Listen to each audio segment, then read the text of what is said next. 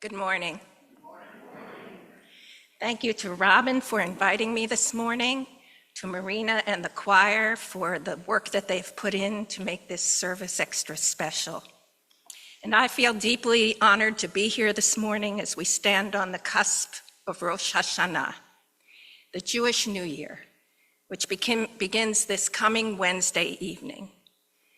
As a rabbi, it's a joy to share with you some reflections on the themes of this sacred time, which offers a moment to pause, a moment to reflect, and most important, a moment to consider the power of new beginnings.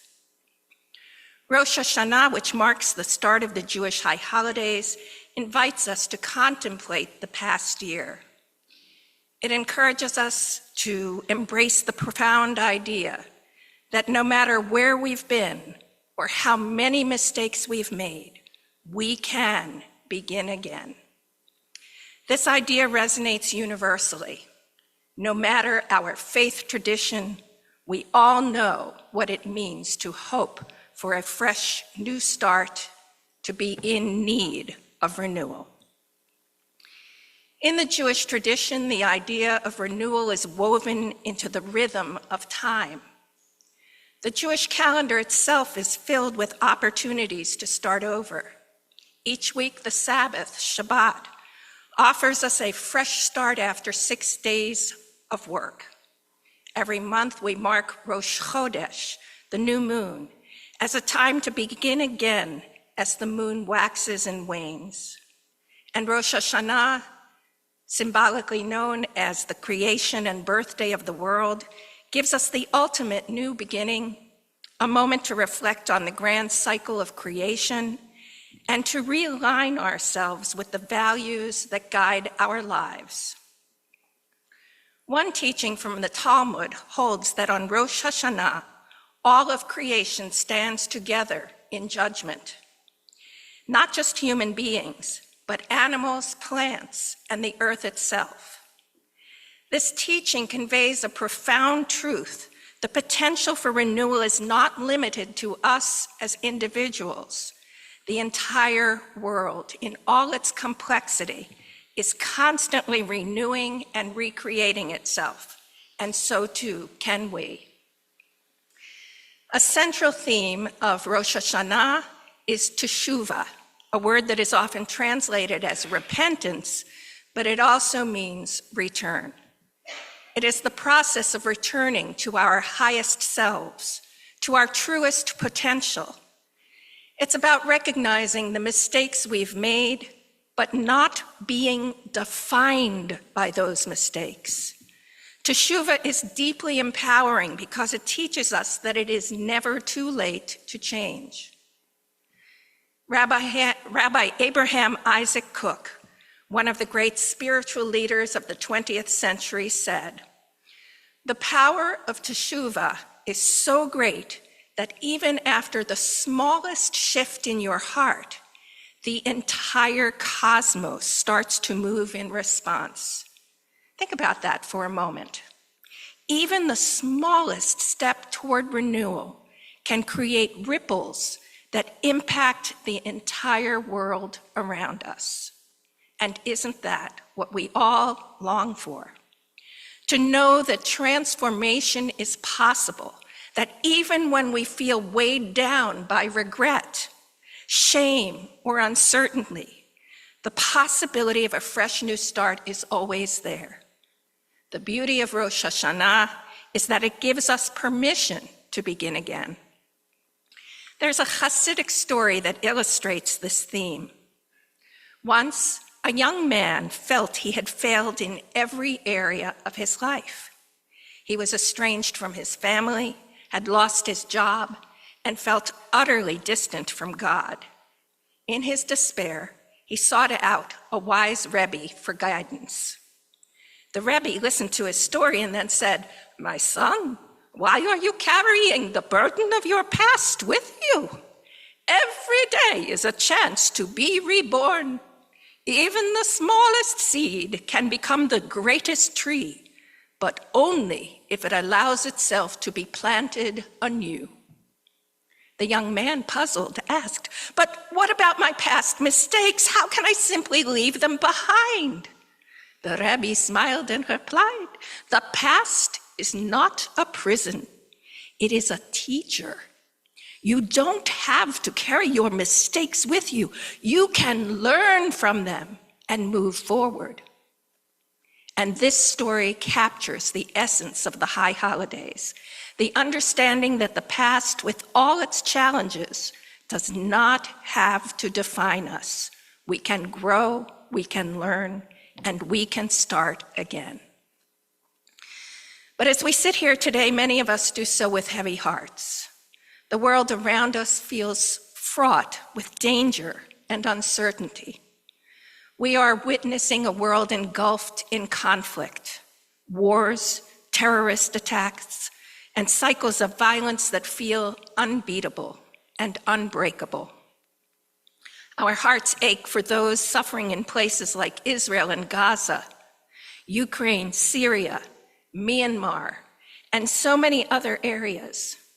We are bombarded with images of loss, and the uncertainty about the future weighs on us.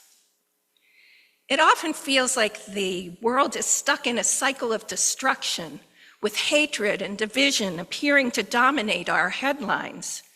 In times like these, it is easy to feel powerless, to wonder whether renewal is possible when the world itself feels so broken. Yet, as we approach Rosh Hashanah, we are reminded that renewal is not only possible, but inherent in the cycle of life. The very fact that Rosh Hashanah, marks the birthday of the world teaches us that from chaos, creation emerges. From despair, hope rises.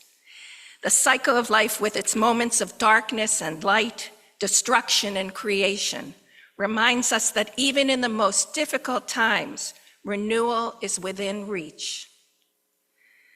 The Jewish tradition embraces the idea that life is not just a straight line. It is also cyclical. Just as the moon waxes and wanes, so too do the seasons of human life, from times of peace and times of war, from times of hope to times of fear. And Rosh Hashanah, with its message of new beginnings, offers us a spiritual reset. It reminds us that cycles of destruction do not have to be endless, that even in the midst of turmoil, we have the power to choose a different path, to seek peace and to rebuild. The prophet Isaiah paints a vision of the cycle of renewal when he speaks of a time when swords will be beaten into plowshares, when nations will no longer lift swords against one another, and when war will be no more. This is not just an abstract hope. It is a reminder that peace is possible, even when it feels far away. It requires us to believe in the power of change, to believe that renewal can come even in the face of conflict. So what does that mean to us as we sit here this morning? How can we participate in the cycle of renewal when the world feels so broken? First, we must remember that peace and renewal begin within each of us. Global peace is built on the foundation of personal peace, peace in our hearts, our homes, and our communities. The conflicts we see on a large scale often reflect the divisions we experience in our own lives. Tensions with family, estrangements with friends, disagreements with neighbors. Rosh Hashanah calls on us to repair those relationships, to seek reconciliation, and to become agents of peace in the world around us. Second, we must hold on to hope. It is easy to fall into despair when we see suffering all around us, but hope is the fuel for renewal. The shofar blast heard on Rosh Hashanah, and which we will hear at the end of this service, reminds us that even in times of destruction, we can summon the strength to start again. With hope, we can inspire others to believe in the possibility of peace. Finally, we must act. Renewal is not a passive process. It requires effort. Just as we are called to return to our best selves during this season, we are called to actively engage in repairing the world, whether through advocacy, charity, or simply supporting those in need. We, each and every one of us, play a role in the renewal of the world. And so as we approach Rosh Hashanah, may we take these lessons to heart. We are not prisoners of our past, nor are we helpless in the face of the world's challenges. We have the power to begin anew, to renew ourselves, our relationships, and our world.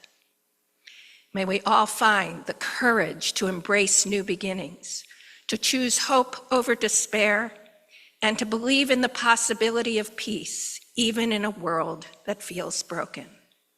And may this season of renewal inspire us to be the change we so deeply long for. Thank you, all of you, for inviting me this morning, and I wish you all a time of reflection, renewal, and peace.